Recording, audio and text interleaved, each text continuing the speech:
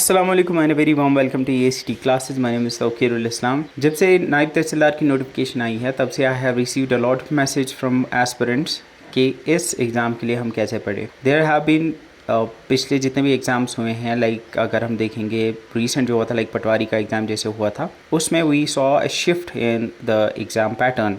जिस टाइप के question usually पूछे जाते थे, तो उस शिफ्ट को मद्देनज़र रखते हुए आज की इस वीडियो में I will be talking about क्या आपको किस तरह से नायब तहसीलदार के लिए प्रिपेयर करना चाहिए। I would go through the syllabus in detail, हर एक टॉपिक को कैसे पढ़ना है, किस तरह से पढ़ना है, एंड आई जो भी चीज़ें मैं आपको बताऊँगा वो they will seem to be logical आपको, बिकॉज वो सारी एक्सपीरियंस की बेस में मैं कहूँगा एंड रीसेंट ट्रेंड्स को नज़र में रख के मैं वो सारी चीज़ें बताऊँगा। So first and the foremost thing that जो चीज़ आपको नज़र में रखनी है, जो मैं पहले बताना चाहूँगा वो ये है कि obviously there would be people जो आपको बोलेंगे इसमें सारे लोग होंगे, इसमें वो भी होंगे जो सेलेक्ट हुए हैं ऑलरेडी, वो पढ़ रहे होंगे। तो अगर आपका अभी तक सिलेक्शन नहीं हुआ है तो you don't need to worry. इसका ये मतलब नहीं कि आप नायब तहसीलदार डायरेक्टली क्रैक नहीं कर सकते। JKSSB में एक चीज़ दिमाग में रखो हमेशा कि ये एक ऐसा एग्ज़ाम है जिसमें अनसर्टेनिटी बहुत होती है। इट्स नॉट लाइक अगर फॉर एग्जांपल नेट एग्ज़ाम को आप देखोगे तो अगर आपने एक बार नेट एग्ज़ाम निकाला है तो 99% प्रोबेबिलिटी है कि नेक्स्ट टाइम भी आप निकालोगे अगर थोड़ी बहुत मेहनत करोगे, and you can do that continuously 10 साल तक आप कर सकते हो। लेकिन JKSSB में अगर आपने एक एग्ज़ाम निकाल लिया, सेम एग्ज़ाम अगर आपको 1 साल बाद बोलेंगे या 6 महीने बाद देना पड़े, तो देयर इज़ अ पॉसिबिलिटी कि उसमें सिलेक्शन ना हो आपका, बिकॉज इसमें थोड़ी अनसर्टिनिटी रहती है।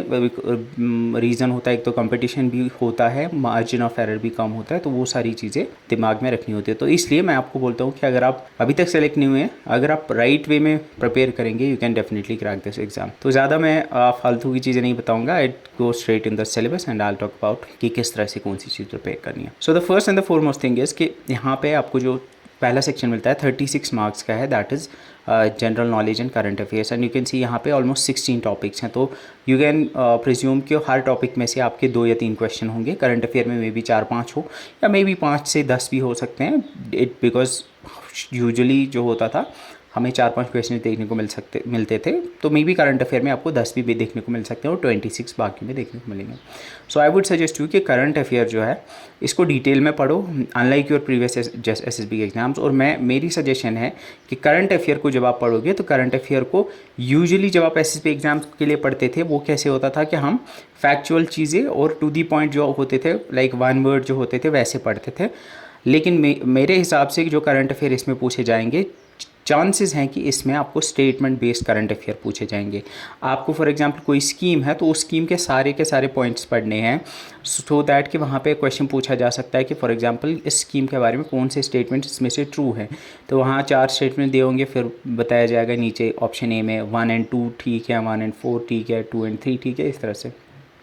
या इस तरह से कोई भी अगर फॉर एग्जांपल कोई नई टेक्नोलॉजी है कोई नई, तो उस नई टेक्नोलॉजी के बारे में डिटेल में पढ़ना है, सो दैट कि आपको हर एक पॉइंट इसके बारे में पता हो।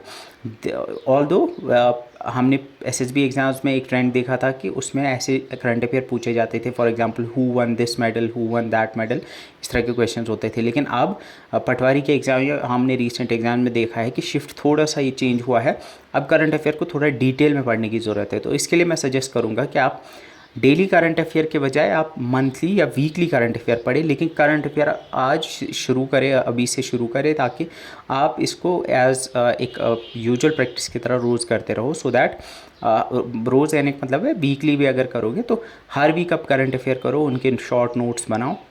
इसके लिए कहाँ से पढ़ोगे? There are many YouTube channel जो आपको वीकली कराती हैं, उनके भी देखो, जो आपको मंथली कराते हैं वो भी देखो। There are PDFs available online जो आपको मंथली वीकली आ जाती हैं। सर्च मारो गूगल पे कि मुझे वीकली करंट अफेयर चाहिए तो, लेकिन उसमें भी एक चीज़ ध्यान रखनी है कि सेलेक्टिव रहना है आपको। वहाँ पे जैसे बहुत सारे होते हैं, लाइक अगर आपने देखा होगा बैंकिंग के जो एग्ज़ाम्स होते हैं ना, उनमें जो करंट अफेयर होता है वो बैंकिंग के रिलेटेड ज़्यादा होता है। तो इसलिए जो बहुत सारे करंट अफेयर अवेलेबल होते हैं ऑनलाइन, उसमें क्या होता है कि उसमें बैंकिंग के रिलेटेड ज़्यादा इन्फॉर्मेशन होती है, तो उससे फोकस शिफ्ट करके थोड़ा बहुत government policies, government schemes, awards, sports, इस तरह की चीज़ों पे ज़्यादा ध्यान देना है। सो करंट अफेयर्स को दिमाग में रखना है। करंट अफेयर कैसे करोगे, मैं फिर से बोल रहा हूँ, देखो मैं यहाँ पे एक क्लियर कट एक बात बता देता हूँ कि कोई भी करंट अफेयर का कोई भी एक सोर्स, चाहे वो कोई मतलब मेरी वीडियो हो, चाहे कोई मैगज़ीन हो, चाहे कोई यूट्यूब पे वीडियो हो, चाहे किसी की पीडीएफ हो, वो सफिशेंट नहीं है। हो सकता है, बहुत रेयर चांसेस है कि किसी एक ही पीडीएफ या किसी एक ही वीडियो में से सारा आ जाए, बट मेरी सजेशन है कि इसको 4-5 सोर्सेज से पढ़ो, ताकि आपके जो नोट्स हैं करंट अफेयर के वो कम्प्रहेंसिव बन जाएं। हाँ, इसमें और एक चीज़ है कि इसको आप यूपीएससी या सिविल सर्विस या जेकेएस लेवल का भी नहीं पढ़ना, ज़्यादा उसमें उस लेवल में पे भी नहीं जाना, थोड़ा सा उसके नीचे का लेवल का पढ़ना। आपको मैं अगर आप विजन आईएएस का देखोगे, उनकी जो आती हैं सिविल सर्विस के लिए पीडीएफ्स, तो वो भी मैं रेकमेंड नहीं करूँगा। वो भी मेरे हिसाब से ठीक नहीं है। उसमें से अगर पढ़ोगे भी, लेकिन उसमें से भी आपको थोड़ा फैक्चुअल रहना पड़ेगा। If you have time you can go that, लेकिन उसको डिटेल में नहीं पढ़ना, बस फैक्चुअल उसमें से चीज़ें निकालनी है। बट उससे बेहतर है कि मुझे लगता है बाकी सोर्स से पढ़ लो, या उससे भी आप सेलेक्टिव इन्फॉर्मेशन निकाल सकते हो, वो सारा का सारा नहीं आएगा। सो आई थिंक ये क्लियर हो गया है कि करंट अफेयर को आपको मंथली या वीकली करना है, और इसमें थोड़ा सा चेंज हो गया अब शिफ्ट। अब आपको देखना है कि इसमें आपको स्टेटमेंट बेस्ड क्वेश्चन पूछे जा सकते हैं। अब before I go into the other topics, कुछ इंपॉर्टेंट बातें जो मैं इस पूरे करंट अफेयर के बारे में, पूरे इस जनरल नॉलेज के बारे में बताऊंगा। अगर आपको याद होगा, जो रिसेंट पटवारी का एग्ज़ाम हुआ था, उसमें हमने थोड़ा शिफ्ट देखा था। क्वेश्चंस थोड़े मॉडरेट लेवल के आए थे जनरल नॉलेज में। मॉडरेट लेवल के कैसे आए थे? लाइक उसमें एक क्वेश्चन था फॉर एग्जांपल कि वहाँ पे स्टेट्स दी हुई थी 4-5, और उनको उनके कोस्ट लाइंस को इंक्रीजिंग ऑर्डर में आपको या डिक्रीजिंग ऑर्डर में सॉर्ट करना था। यूजुअली हम क्या पढ़ते थे? हम पढ़ते थे लॉन्गेस्ट कोस्ट लाइन किसकी है, लेकिन अब क्वेश्चन आया था कि आपको टॉप 5 यानी टॉप 5 जो है उनका ऑर्डर भी याद रखना है। तो पटवारी का पेपर देख लो, उसमें जिस टाइप के क्वेश्चंस हैं उस हिसाब से पढ़ो। तो नाउ यू नो कि कहीं पे भी फॉर एग्जांपल आपको सिर्फ हाईएस्ट लॉन्गेस्ट ये सारा याद नहीं रखना है, आपको टॉप 5 याद रखने हैं और उनका ऑर्डर याद रखना है। So when it comes to say for example आपको मोस्ट पॉपुलर स्टेट है, जैसे आपको डेमोग्राफी में आएगा, या आपसे फॉर एग्जांपल एरिया में आपका आएगा फिजिकल एंड पॉलिटिकल डिवीजन में, तो टॉप 5 याद रखो या स्मॉलेस्ट याद रखो। या इवन अगर वो ज़्यादा टफ पेपर डालेंगे तो वो बीच में से आपको रैंडम 4-5 स्टेट्स दे देंगे और उनका आपको बताएंगे, पूछेंगे कि इनका बता दो। जैसे राज्यसभा सीट्स के बारे में पूछा था कि number of Rajya Sabha seats 4-5 states दी हुई थी। तो इस तरह के क्वेश्चंस के लिए रेडी रहना है। तो नाउ अब आपको पता है कि थोड़ा सा हमें जो भी चीज़ें पढ़नी है, अब थोड़ा सा हमें एक्सपैंड करना है। Now we need to go more into the details हर एक चीज़ में। अब जीके का मैं यहाँ पे बता दूँ, तो जीके अगर वो पेपर टफ डालते हैं तो वो किस तरह का पेपर टफ डाल सकते हैं। पहली चीज़, आपके सामने टॉपिक्स हैं, यही सारे टॉपिक्स आप पिछले बहुत टाइम से पढ़ते आ रहे हो।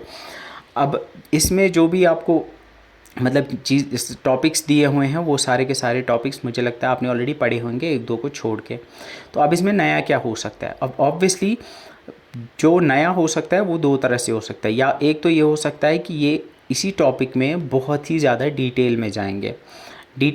फॉर एग्जांपल आपका physical and political divisions of India and world है, तो आपने physical and political division of world पढ़ा था, आपने ऊपर से सारे कॉन्टिनेंट्स को पढ़ा था, लेकिन अब एक कॉन्टिनेंट के भी डिटेल में जाएंगे। अब आपको हर एक कॉन्टिनेंट में याद रखना है कौन सी लेक, टॉप 5 लेक्स कौन सी हैं, टॉप 5 रिवर्स कौन सी है, या टॉप 5 माउंटेन पीक कौन सी हैं।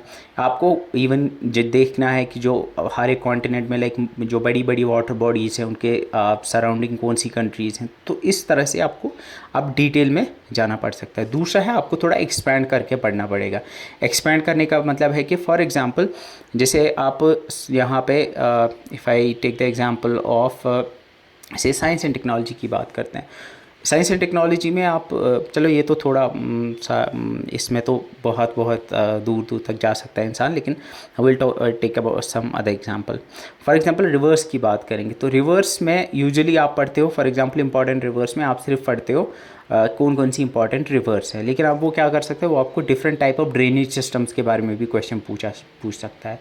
फिर आपको बता सकता है कि आप बताओ इंडिया के इस रीजन में कौन सा drainage system, drainage type basically. तो इसमें क्या हुआ है कि इस टाइप के क्वेश्चन में आपका थोड़ा एक्सपैंड हो गया है, इस सिलेबस के रिलेटेड चीज़ें हैं। सो इस चीज़ को अंडरस्टैंड करो कि ऑलरेडी जो टॉपिक दिया हुआ है उसके डेप्थ में जाना है। दूसरा है कि इस सब्जेक्ट के रिलेटेड जो सब टॉपिक्स हैं वो भी पढ़ने हैं। तो नाउ यू नो आपको एक तो डिटेल में भी अब ज़्यादा जाना है और साथ में आपको एक्सपैंड भी करना है, यानी सब टॉपिक्स को भी पढ़ना है। दिस इज़ जीके के बारे में बहुत इंपॉर्टेंट इन्फॉर्मेशन है, ये याद रखना। अब मैं अगर सोर्सेज पे जाऊंगा या डायरेक्टली पहले सोर्सेज पे ही जाऊंगा, उसके बाद मैं आपको 1 बाय 1 ये सारे बताऊंगा कैसे पढ़ने हैं। Now if we talk about the sources, GK के लिए अगर मैसेज करते हैं सर कहाँ से पढ़े, सर यूट्यूब से पढ़े, वहाँ से पढ़े, यहाँ से पढ़े, फैट बुक लेके आए, आई डोंट नो वो आती हैं, एसएससी परमार की बुक आती है, सर ल्यूसेंट पढ़े, ये पढ़े, वो पढ़े। मैं ऑनेस्टली बोल रहा हूँ, मैं फिर से बताता हूँ, जीके के लिए एक बुक, एक सोर्स नहीं है एनफ। क्योंकि दुनिया की कोई भी बुक उठा के देख लो, कोई भी यूट्यूब चैनल उठा के देखो, एक से नहीं होगा ये क्वालिफाई। मतलब एक को देख के ये सारा कुछ नहीं निकलेगा। Even let me show you something, I have been preparing this. मैं आपके लिए एक इंशाल्लाह वी आर स्टार्टिंग द जो आपका नायब तहसीलदार का बेसिकली हम स्टार्ट कर रहे हैं। एंड जो physical and political division of world आप मैंने पढ़ाया हुआ है उसको मैं थोड़ा और डिटेल में आपको पढ़ाने वाला हूँ। नाउ यू कैन सी यहाँ पे जो मैंने पढ़ा फिजिकल एंड पॉलिटिकल डिवीजन का मैं पिछले आई गेस 5-6 दिन से बना रहा हूँ, प्रेजेंटेशन बना रहा हूँ। मटेरियल मैंने पहले बना के रखा था, अब मैं प्रेजेंटेशन बना रहा हूँ। And now you can see इसके पीपीटी जो बनी है इसके 450 स्लाइड्स बने हैं। एंड यू कैन सी ये सारे इंशाल्लाह आपको बहुत जल्द वीडियोस मिल जाएंगे, इसकी पीडीएफ प्रिंटेबल फॉर्म में सब कुछ मिलेगा। 450 स्लाइड्स में मैंने पढ़ा है फिजिकल एंड पॉलिटिकल, ये मैं पढ़ाने वाला हूँ। और ये आपको कहाँ पे मिलेंगे, ये आपको मिलेंगे इंशाल्लाह हमारी यूट्यूब चैनल पे। और यूट्यूब चैनल पे आप प्लेलिस्ट पे जाओगे, प्लेलिस्ट पे आप जब जाओगे तो वहाँ पे आपको एक प्लेलिस्ट मिलेगा जीके फॉर नायब तहसीलदार। उसमें अभी हमारी जो वन शॉट सीरीज़ है जिसमें हमने 1-1 घंटे 2-2 घंटे में ये सारी वीडियोस पढ़ाई थी, वो है वो भी आ जाएंगी इंशाल्लाह। ये नई वीडियोस हैं वो उसी सीरीज़ में आ जाएंगी। इसके अलावा जो मटेरियल है पीडीएफ इसके रिलेटेड सारा कुछ वो आपको eactclasses.versal.app हमारी वेबसाइट पे मिल जाएगा। और वहाँ पे आप यहाँ पे प्लेलिस्ट में जाके वीडियो प्लेलिस्ट में जाके वीडियोस देख सकते हो। और साथ में स्टडी मटेरियल वाले सेक्शन में आपको मिल जाएगा सारा पीडीएफ। स्टडी मटेरियल सेक्शन में आपको जीके का सारा मिल जाएगा, ठीक है। So you can find it on here. तो कमिंग बैक, अगर हम यहाँ पे बात करें तो मैं अगर आपको बताऊँ कि कहने का मेरा मतलब ये था कि इवन मैंने यहाँ पे अगर physical and political division of India of world को अगर मैंने 450 स्लाइड्स में पढ़ाया है, तब भी मैं आपको बोलूँगा कि there is a chance they can come up with a question जो मैंने नहीं पढ़ाया हो इस टॉपिक में से, जो मैंने कवर ना किया हो। Because physical and political division of India लिखने से उनको क्या, ऑफ वर्ल्ड लिखने से उनको क्या होता है कि उनको पूरी की पूरी फिजिकल ज्योग्राफी जो है वो उसमें से चॉइस है, दे can come up with a question. So what I would suggest you is कि पूरे जीके में मोस्ट ऑफ द टॉपिक्स जो हैं उनको आप physical political division of India and world है जैसे, या इंडियन नेशनल मूवमेंट है, जैसे पॉलिटी है, ऐसे ही साइंस एंड टेक है, इसको एक सोर्स से मत करो, इसको एटलीस्ट 2-3 सोर्सेज से करो, मिनिमम 3 सोर्सेज से करो, लेकिन अच्छे सोर्सेज से। यू कैन फॉलो अस, ये पे जो वीडियोस आएंगी डिटेल्ड, वो बहुत ज़्यादा डिटेल होंगे। मैं एक चीज़ आपको गारंटी दे सकता हूँ इंशाल्लाह कि उससे डिटेल्ड शायद नायब तहसीलदार के लिए कोई यूट्यूब पे वीडियोस नहीं होंगी। इसके अलावा आप मैराथन्स देखो, physical and political division of world, आप वर्ल्ड जोग्राफी की वीडियोज़ देखो, जितना हो सके डेप्थ में जाओ। क्योंकि एक बहुत इंपॉर्टेंट बात है नायब तहसीलदार के एग्ज़ाम में कि यहाँ पे 30 सीट्स हैं ओपन मेरिट की, टोटल 75 सीट्स हैं। तो एक चीज़ ध्यान में रखना कि यहाँ एक मार्क बहुत मैटर करेगा। तो यहाँ एक मार्क आपको कमाना पड़ेगा, और यहाँ एक मार्क कमाने के लिए आपको शायद 1 महीने की मेहनत लगती है। जो आपके 60 नंबर आएंगे फॉर एग्ज़ाम्पल आउट ऑफ 100, वो सबको आते हैं। 60 से 65 लाने के लिए जो 5 नंबर बढ़ाने होते हैं ना, उसके लिए 1 महीने की मेहनत लगती है। लेकिन 65 से 70 लाने के लिए 2 और महीनों की मेहनत लगती है। इसी तरह से जितना आप ऊपर जाते हो ना, हर एक मार्क्स बढ़ाने के लिए ना आपको ज़्यादा मेहनत करने की ज़रूरत पड़ती है। तो इस चीज़ का ध्यान रखना।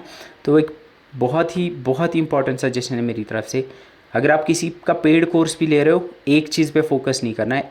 NCERT कहीं पे नहीं चलेगा, NCERT जाके देख लो, रट लो। NCERT लिख के देता हूँ मैं, NCERT अगर कितना भी पढ़ोगे इसका नहीं निकलेगा उसमें से सारा। So you have to make sure कि आप 2-4 सोर्सेज से पढ़ो और साथ में MCQs करो। वो कहाँ से करोगे, कैसे करोगे, मैं बताऊँगा, ठीक है। तो ये दिमाग में रखना कि जीके के लिए, J&K जीके और जम्मू एंड कश्मीर, इसके लिए इसको एक सोर्स से मत करना, इसको मिनिमम 3 सोर्सेज से करना।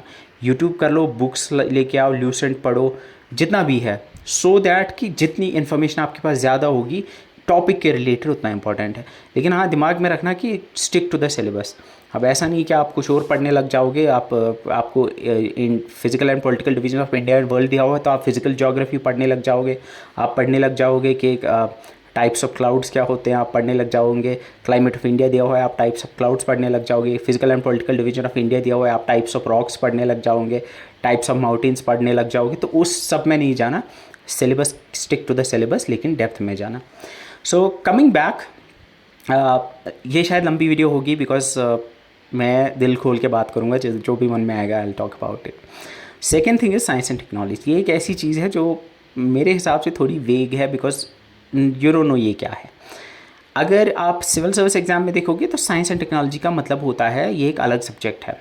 तो इसमें दो चीज़ें हैं, इसमें आप क्वेश्चन कैसे आएगा और आप कैसे पढ़ोगे। पहली चीज़, इसमें साइंस में क्वेश्चन आएगा तो बेसिक साइंस पढ़ लेना, यानी फिजिक्स, केमिस्ट्री और बायोलॉजी जो 10th लेवल तक की होती है, इवन 11th 12th में भी जो बेसिक कॉन्सेप्ट होते हैं वो पढ़ लेना। लाइक फिजिक्स केमिस्ट्री में फोर्सेज, आप फोर्स पढ़ते हो, आप फोर्स के बारे में, आप पावर के बारे में पढ़ते हो, आप इलेक्ट्रिसिटी के बारे में पढ़ते हो। इसी तरह से आप बायोलॉजी के बेसिक्स पढ़ो, ह्यूमन बायोलॉजी में आप सेल के बारे में पढ़ते हो। इसी तरह से केमिस्ट्री में आप पढ़ते हो। तो बेसिक साइंसेस पढ़ो, उसके लिए आप बुक लेके आ सकते हो। बेसिक साइंस की बुक आती है एरिहंत की, जो कॉम्पिटिटिव एग्जाम के लिए होती है, उसको अच्छे से पढ़ लो। इसमें से 2 मार्क्स आएंगे, लेकिन 2 मार्क्स के लिए मे बी आपको एक बुक पढ़नी पड़ सकती है।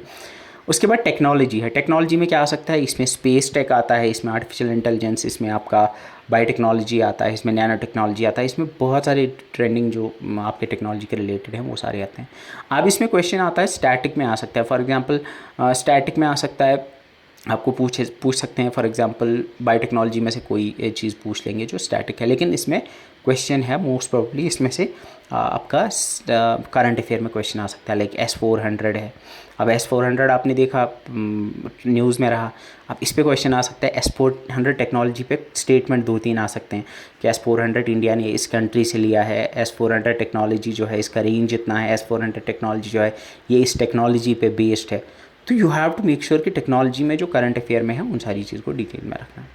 उसके बाद we have environment, ecology and biodiversity. इसमें मैं ऑनेस्टली बोलूँगा कि जो मेरा विच आई पर्सनली फील, अब इसमें शंकर IAS की बुक पढ़ोगे, टाइम है तो पढ़ लो, अगर पढ़ी है तो ठीक है, but I would suggest you कि अगर आपने वो मैराथन देखा है 3.5 घंटे का मेरा, तो वो मुझे लगता है सफिशेंट होगा। मतलब वल्लाहु आलम बाद में पेपर में क्या आएगा, लेकिन मतलब जो मेरा इंट्यूशन कहता है कि इसमें से जो मैराथन है उसमें मोस्ट ऑफ द चीज़ें कवर होती हैं। देन में इंडियन नेशनल मूवमेंट, इसमें आप इंडियन नेशनल मूवमेंट के बारे में पढ़ोगे।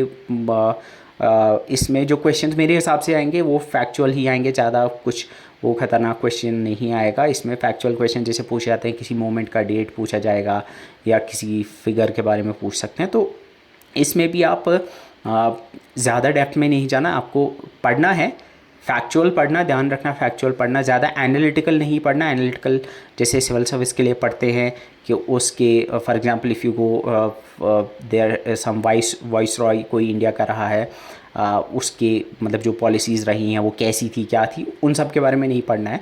वो सिविल सर्विस के लिए ठीक रहता है। यहाँ पे आपको फैक्चुअल रहना, आपको बस याद रखना है कौन सा वॉइस रॉय कब से कब तक था एंड वो सारी चीज़ें, ठीक है। उसके बाद तो ये कैसे कहाँ से पढ़ोगे, इंशाल्लाह इसके लिए भी मैं पहले तो नोट्स आपको डेफिनेटली मिलेंगे, वीडियो भी इंशाल्लाह का आ जाएगी, इस पर डिटेल वीडियो आएगी। तो इस पर एक अच्छी जो वीडियो मुझे मतलब दिखती है जिनके नोट्स भी हैं, there is I forgot the name of that person, JKSSB के लिए जो पढ़ाते हैं उनकी वीडियोज़, अकाउंटेंसी वगैरह भी वो पढ़ाते थे, यूट्यूब पे है वो है, आई फॉरगॉट हिज नेम। उन्होंने बड़ा अच्छा पढ़ाया, 5-6 वीडियोज़ में उन्होंने पढ़ाया, अच्छा पढ़ाया। उसके बाद physical and political division of India and world, जो ऑलरेडी मेरी मैराथन है वो देख लेना आप, और जो कमिंग भी मैराथन्स होंगी इंशाल्लाह वो मैराथन, मैं तो अब इसको शायद मैराथन में नहीं कर पाऊँगा क्योंकि एक टॉपिक पे शायद 6-7 घंटे लग जाएंगे, तो ये आपको वीडियो सीरीज़ मिल जाएगी इंशाल्लाह। तो मेक श्योर कि आप वो चीज़ देखो, और इसमें सिर्फ उस पर फोकस नहीं करना, इसके अलावा स्टडी IQ IAS उसका देख लेना, मैराथन वीडियो और भी 2-3 देखना, SSC परमार का मैराथन, तो उनको क्लब टुगेदर अपने नोट्स कर बना लेना उनको देख के। तो इसमें भी फैक्चुअल चीज़ें ही पूछी जाएंगी, इसमें ध्यान रखना, आप पटवारी के पेपर को दिमाग में रख के पढ़ना। इंडियन इकॉनमी, अब इसमें इंडियन इकॉनमी में कौन सी चीज़ें पढ़नी है, कौन सी चीज़ें नहीं पढ़नी है, इस पर भी इंशाल्लाह वीडियो आएगी हमारी, इंडियन इकॉनमी। और इंडियन इकॉनमी पटवारी के लिए आप कैसे प्रिपेयर करोगे वो मैंने आपको बताया था। अब यहाँ पे 1-2 मार्क्स आएंगे इसमें से मोस्टली। अब आप इसको सिविल सर्विस लेवल पे लाइक पूरी इंडियन इकॉनमी जैसे रमेश सिंह की बुक आती है या बाकी बुक्स आती है, वो मैं रेकमेंड नहीं करूँगा। इसको आप ऊपर से पढ़ो, लेकिन बहुत सारी चीज़ें जो इंडियन इकॉनमी में आती हैं वो सारी चीज़ें पढ़ो। इंडियन कल्चर एंड हेरिटेज, इसको मैंने डिटेल में कराया हुआ है, उसमें आप ऐड करो पेंटिंग्स और पढ़ लो उसमें, वो भी इंशाल्लाह मैं देखूंगा, I will cover them as well. और इस पे भी 2-2.5 घंटे की वीडियो है, तो इसको भी, उसमें भी फैक्चुअल क्वेश्चन ही पूछे जाएंगे। आप उसको आप एक्सपेंड कर सकते हो बाई स्टडिंग अबाउट जो कोई रिसेंट न्यूज़ में कोई फेयर रहा है, कोई या कोई डांस रिसेंट न्यूज़ में रहा है, वो पढ़ लो। वो सारी चीज़ें आप ऐड ऑन कर सकते हो। उसके बाद क्लाइमेट एंड क्रॉप्स हैं। क्लाइमेट में जितना मुझे मैंने पढ़ा है उतना मुझे लगता है ठीक है, आप उसमें और भी पढ़ सकते हो, और भी चीज़ें आप ऐड कर सकते हो। उसके बाद क्रॉप्स ऑफ इंडिया में लेटेस्ट जो होगा, highest crop, largest crop producing states and all, वो सारी चीज़ें इंशाल्लाह हम कराएंगे। तो उसमें ये छोटे टॉपिक्स हैं कंपैरेटिवली, इसमें बाकी कंपेयर। ट्रांसपोर्ट एंड कम्युनिकेशन जो मैंने पढ़ा है वो बहुत है मेरे हिसाब से। इंशाल्लाह अगर कुछ नया डेवलपमेंट इसमें होगा तो वो भी मैं आपको बताऊंगा, ऑल दो नई डेवलपमेंट्स इसमें नहीं है, but I will go through it as well. Demography, ये तो वही है, 2011 का सेंसस है, तब तक कोई आया नहीं, तो that would be same. Indian reverse, अगर आपको याद होगा मैंने ज़्यादातर आपको नॉर्दर्न रिवर्स पे फोकस कराया था, लेकिन अब आप पेनिनसुलर रिवर्स को भी डिटेल में पढ़ो, उनकी ट्रिब्यूटरीज को भी अच्छे से पढ़ो, डैम्स को पढ़ो, सब कुछ डिटेल में पढ़ो। लेक्स ऑफ इंडिया ये मैंने बहुत डिटेल में कराया हुआ है, और भी लेक्स उसमें ऐड करना चाहोगे तो वो you can do that. Types of soils छोटा सा टॉपिक है, इसमें हर एक सॉइल के बारे में पढ़ना, कौन सी सॉइल कहाँ पे पाई जाती है वो सारी चीज़ें पढ़ना, किस सॉइल में कौन सा क्रॉप ग्रो करता है, वो सारी चीज़ें डिटेल में पढ़ना। डिज़ास्टर मैनेजमेंट ये मैं इंशाल्लाह कराऊंगा, इसके मैंने नोट्स ऑलरेडी प्रिपेयर किए हुए हैं, आप मुझे इसकी वीडियो बनानी है। तो डिज़ास्टर मैनेजमेंट में हम पढ़ेंगे डिज़ास्टर मैनेजमेंट, डिज़ास्टर क्या होता है, डिज़ास्टर मिटिगेशन क्या होता है, SDRF NDRF के बारे में पढ़ेंगे, या इंडिया में जो लेजिस्लेशंस हैं इसके रिगार्डिंग, वो सारी चीज़ें डिटेल में पढ़ेंगे। इलेक्शन कमिश्नर ऑफ इंडिया, इसमें हमें पूरा इलेक्शन कमीशन को पढ़ना है, इलेक्शन कमीशन, उसमें सारे, ये सिर्फ इलेक्शन कमिश्नर को आप स्टिक नहीं करना, इसको डिटेल में करना है। इसके भी नोट्स मैंने बनाए हुए हैं, इंशाल्लाह go through that. Constitution of India, ये मैंने डिटेल में पढ़ाया हुआ है, 6 घंटे की मैराथन वीडियो है, आप वो देख सकते हो, 5 घंटे की। इसमें पूरा आप मेन आर्टिकल्स, पहले मुझे लगता है DPSPs तक तो सारे आर्टिकल्स पढ़ लेना, उसके बाद अगर आप मेन आर्टिकल्स पढ़ोगे तो वो कवर हो जाएगा, और इसकी हिस्ट्री वगैरह वो सारी चीज़ें, इसकी वीडियो ऑलरेडी अपलोडेड है, वो आपको मिल जाएगी। ह्यूमन राइट्स में ह्यूमन राइट्स क्या होते हैं, टाइप्स ऑफ राइट्स, इसके अलावा वर्ल्ड लेवल पे कौन से लेजिस्लेशंस पास हुए हैं, या इसके अलावा नेशनल लेवल पे कौन से हमारे कमीशंस वगैरह हैं, वो सारी चीज़ें, इस पर भी नोट्स मैंने बनाए हुए हैं, तो इंशाल्लाह ये सारा डिटेल में कवर करूँगा। तो आई थिंक आपको क्लियर हो गया होगा कि इस जनरल नॉलेज को आप कैसे पढ़ना है। इसको मल्टीपल सोर्सेज से पढ़ना है, 2-3 सोर्स से, लेकिन दिमाग में एक चीज़ रखना कि ज़्यादा भी डाइग्रेस नहीं होना कि आप एक ही टॉपिक को इतना पढ़ने लग जाओ कि बाकी सारे रह जाएं। तो इसको पढ़ना डिटेल में, लेकिन ऐसे भी नहीं कि एक टॉपिक के लिए पूरी एक बुक पढ़ोगे, आप वो भी नहीं करना। फैक्चुअल पढ़ना, लेकिन बहुत सारा पढ़ना, ज़्यादा फैक्ट्स जितने याद होंगे उतना अच्छा है। General knowledge with special reference to UT of JNK, ये ऑलरेडी मैंने 6 वीडियोज़ में कराई हुई है, इसमें मैं एक बात बोलूँगा, लेकिन मेरी अभी 10 वीडियोज़ इसमें इंशाल्लाह आने वाली है। मैंने 10 वीडियोज़ का मटेरियल बनाया हुआ है, अब मुझे इंशाल्लाह उसमें वीडियोज़ बनानी है, वो मैं इंशाल्लाह कराऊँगा, उसमें सारा कवर हो जाएगा, वो बहुत डिटेल में होगा। और पटवारी को पेपर को अगर देखोगे, उसमें भी अगर आप देखोगे तो उसमें 1-2 क्राफ्ट्स के बारे में उन्होंने पूछा हुआ था जो ज़्यादा नहीं पता होते हैं, लेकिन मेरे नोट्स में आई वॉज चेकिंग दम, तो उसमें मैंने वो ऐड किया हुआ, अल्हम्दुलिल्लाह वो अभी आए नहीं है, लेकिन पेपर उसके बाद मैंने देखा था। तो वो चीज़ दिमाग में रखना कि they are now asking about things जो शायद आपको प्रोमिनेंटली बुक्स वगैरह में भी नहीं मिलती हैं। तो इसको कैसे पढ़ोगे, मेरी वीडियो सीरीज इंशाल्लाह जो आएगी, मेरे नोट्स आएंगे, उनको पढ़ो। बुक अगर आपके पास स्पेक्ट्रम पब्लिकेशन, खलील पब्लिकेशन की है, 2-3 बुक्स लेके आओ, उनको पढ़ो। तो अगर आपने ऑलरेडी पढ़ी हुई हैं तो फिर रिवाइज़ कर लो फिर से, और मेरी इंशाल्लाह जो भी वीडियो सीरीज़ आएगी वो सफिशिएंट होगी। उसके बाद आपका जनरल इंग्लिश है। अब जनरल इंग्लिश JNK GK में भी मैं what I am presuming is कि इसमें इजी क्वेश्चंस आएंगे, बाकी का मुझे नहीं पता, इस वाले में थोड़े डिफ़िकल्ट क्वेश्चंस आ सकते हैं, लेकिन JNK GK मेरे हिसाब से इजी होगा, बिकॉज JNK GK में नहीं है उतना कुछ है, जो छोटी छोटी चीज़ें हैं जो मैंने बताई वो मैं आपको बताऊँगा वीडियोज़ में। इंग्लिश के रिगार्डिंग मैं एक चीज़ कहूँगा कि इंग्लिश एक स्कोरिंग सब्जेक्ट होना चाहिए आपके लिए। अगर 24 में से 24 नहीं आएंगे, अगर पेपर टफ भी हुआ तो तब भी 20+ आपका स्कोर होना चाहिए। अगर पेपर मतलब मॉडरेट आया तो 20+ आने चाहिए, बिकॉज इंग्लिश एक ऐसी चीज़ है कि ये आप कर सकते हो इसमें अगर आप ठीक ठाक, अगर आपने ग्रामर वामर नहीं पढ़ा है, लेकिन अगर आपको इंग्लिश पे होल्ड है, अगर आप मतलब इंट्यूशन से क्वेश्चन ठीक कर पा रहे हो, तो आपको 24 में से 24 भी इसमें आ सकते हैं।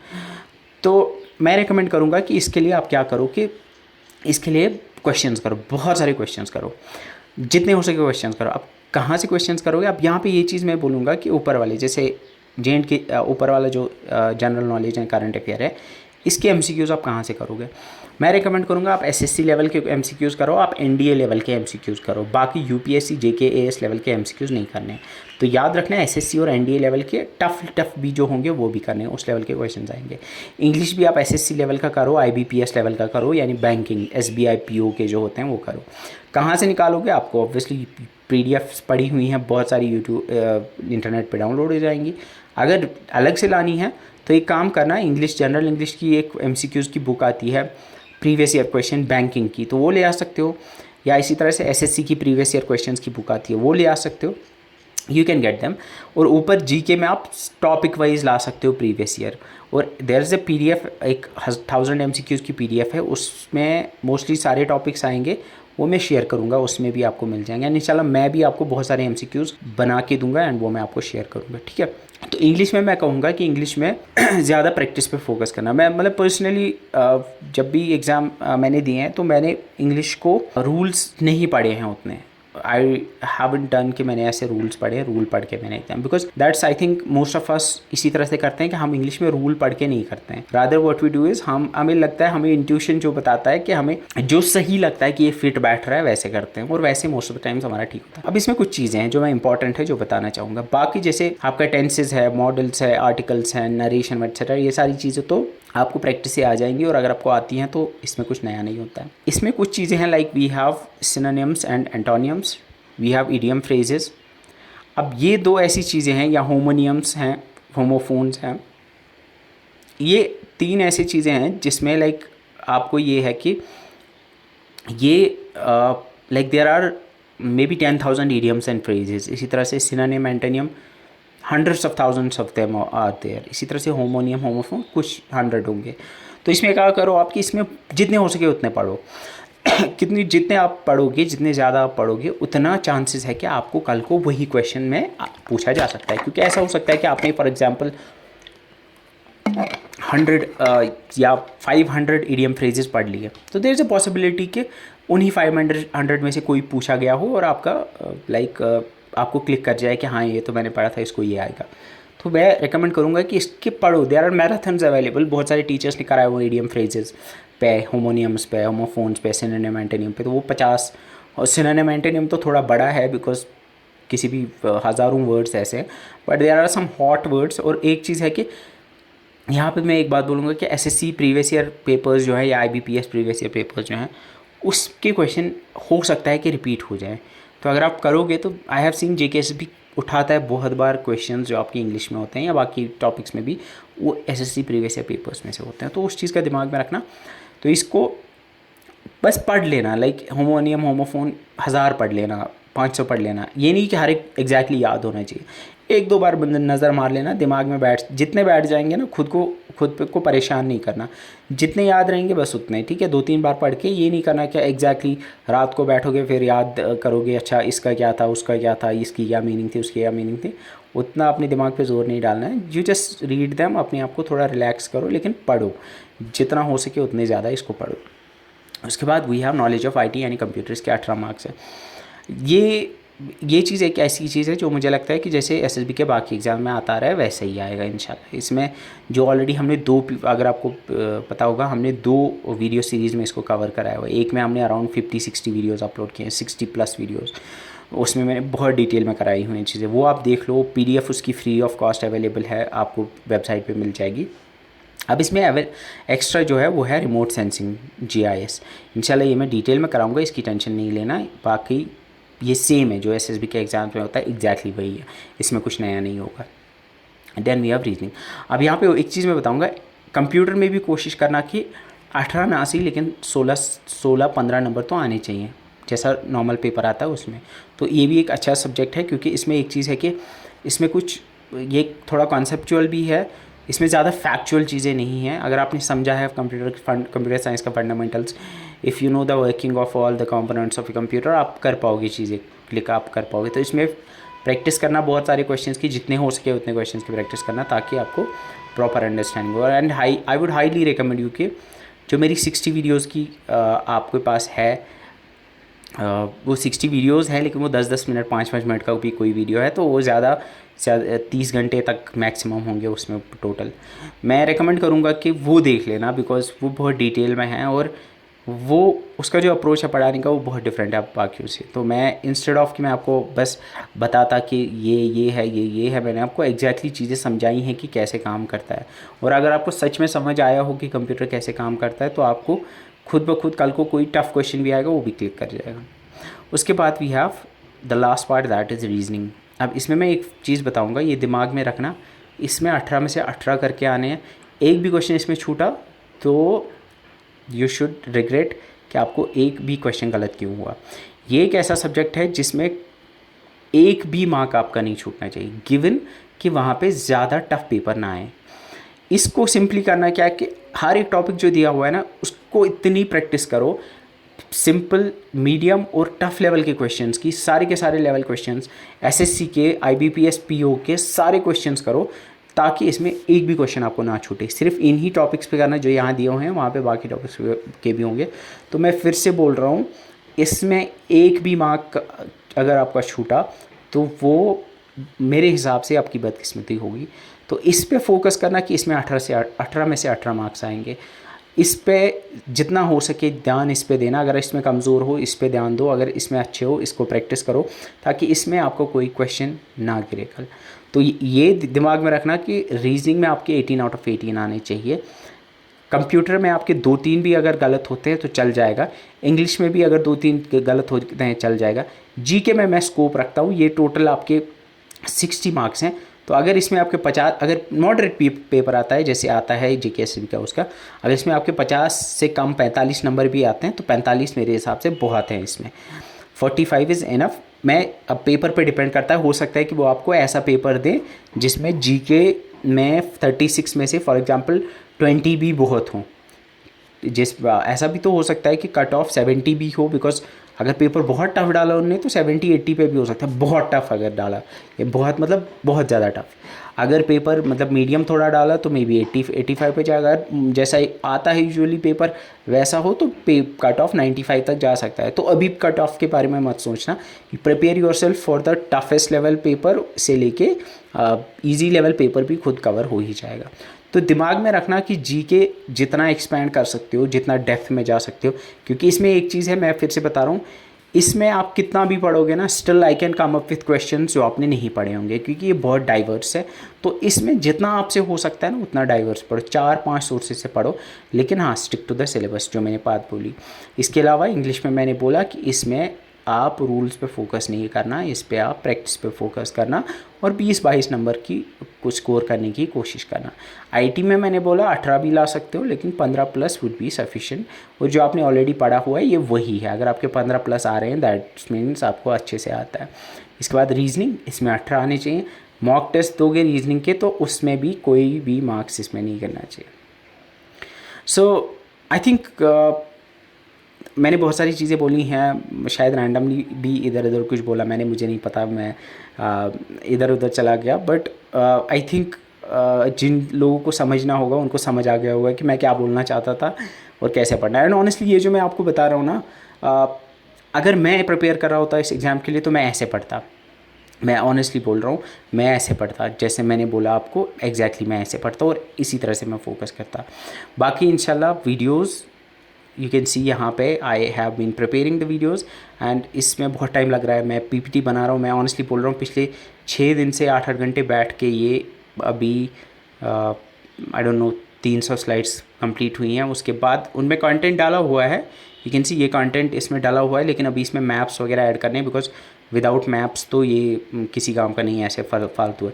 एंड यू कैन सी मैंने इसको लास्ट में समराइज़ भी किया और बहुत सारी चीज़ें हैं इसमें, like you can see least populace countries, इसमें मैंने टॉप 5 बताई हैं। इसी तरह से top 5 most populous, smallest countries top 5, ये मैंने लास्ट में बताया हुआ है। पहले मैंने आपको पूरा डिटेल में पढ़ाया है ऊपर, मतलब पढ़ाऊँगा इंशाल्लाह, हर एक कॉन्टिनेंट का डिटेल में, countries, political division, physical division, वो सारी चीज़ें with proper animations and all. आपको बहुत अच्छी एक्सपीरियंस रहेगा आपके लिए। I will try my best और दुआ करना कि मैं इंशाल्लाह इस चीज़ को प्रॉपर्ली आप यहाँ पे EST पे आपके लिए कवर करा पाऊँ। सो अगर वीडियो अच्छी लगी हो तो इसको लाइक करना और ऑल्सो शेयर करना इसके को अपने फ्रेंड्स के साथ कंपटीशन नहीं बढ़ता इस सब से, तो गुडविल रखना, आई मीन नीयत अच्छी होनी चाहिए आपकी बाकियों के लिए भी। सो शेयर गुड थिंग्स, उसका आपको fruit, you will be the fruit of all the good things जो भी आप करोगे, तो इसको शेयर करना जिसके साथ हो उसके। So thank you so much for watching, and इंशाल्लाह I will see you soon, and the नाइब तहसीलदार वीडियोज़ जो इंशाल्लाह आ रही हैं इस यूट्यूब चैनल पर। So that's it for this video, see in the next one, till then bye bye.